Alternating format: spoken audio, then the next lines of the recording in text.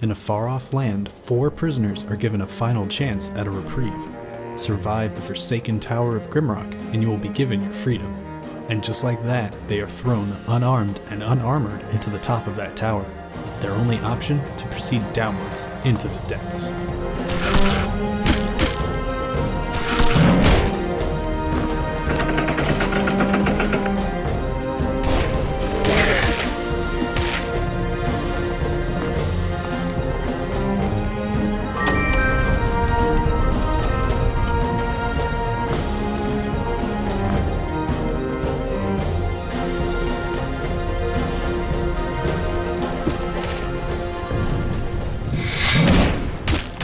Welcome to Leisure Gamer.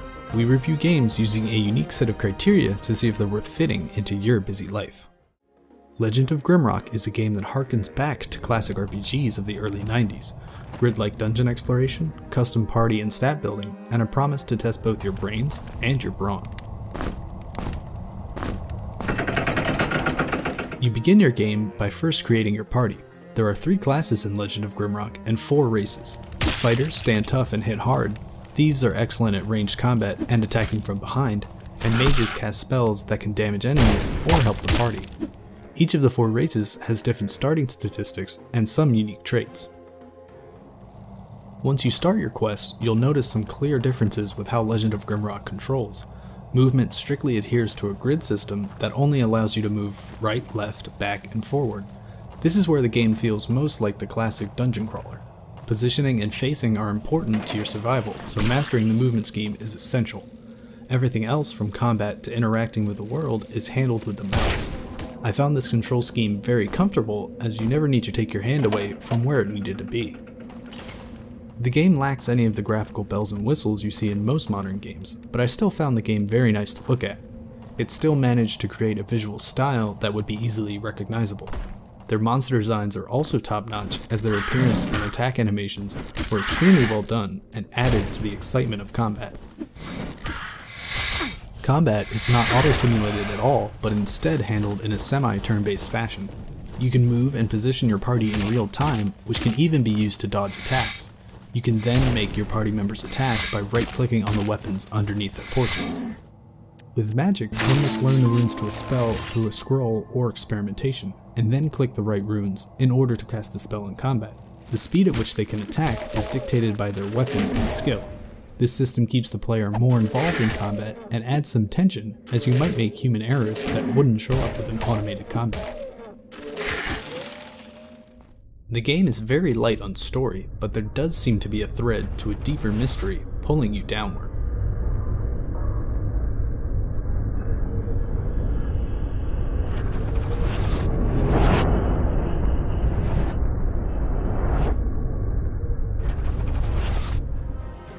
There are 3 levels of ascending difficulty with Legend of Grimrock, but I feel that there is some intrinsic difficulty built into the game's systems.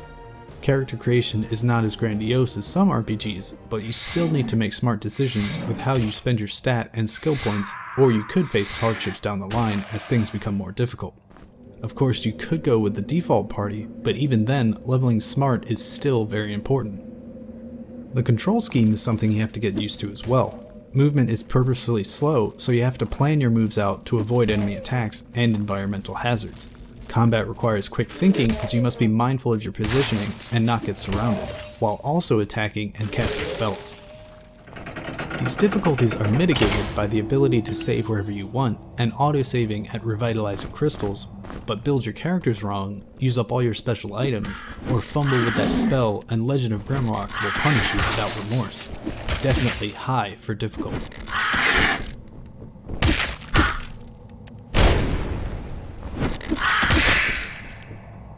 While still relatively simple, the game manages to create an atmosphere that can really draw you in. After about 30 minutes of playing, I found myself worried when my torch would run out and listening acutely for monsters among the eerie sounds of the mountain. In true old-school dungeon crawler fashion, the game is full of secrets. Hidden switches and leaps of faith down dark pits could lead to fabulous treasures, or deadly monsters. Usually both. Puzzles also seem to increase steadily in difficulty, and I could foresee later ones taking quite a bit of thinking to crack.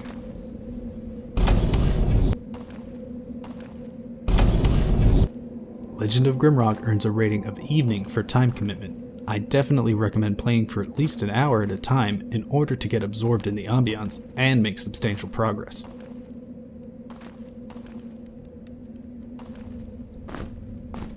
I'll be honest, I never really played too many of these kinds of dungeon crawler RPGs when I was younger, but I've always been an RPG fan and never shied away from a complex stat-based party building game. When I saw the opportunity to experience this classic genre for the price of an indie title, I couldn't resist. Its middle-of-the-road attitude towards making combat semi-turn-based and tactical, but also requiring you to be quick on the draw, might not please those who want a slow-paced tactical dungeon crawler, or those who want more action-packed combat. I, however, found it to be a perfect merger of the two, as it kept me engaged in combat, but also rewarded my strategic decisions for my party. I think that rings true for the whole game. It's old school enough to feel nostalgic, while still bringing in new ideas and feeling like a new game. It walks that impeccable balance of appealing to new players and revitalizing an old genre. I absolutely cannot wait to play more and see what awaits me at the bottom of Grimrock.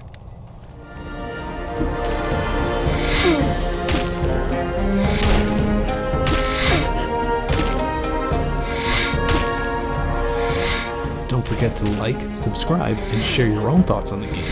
Until next time, enjoy gaming.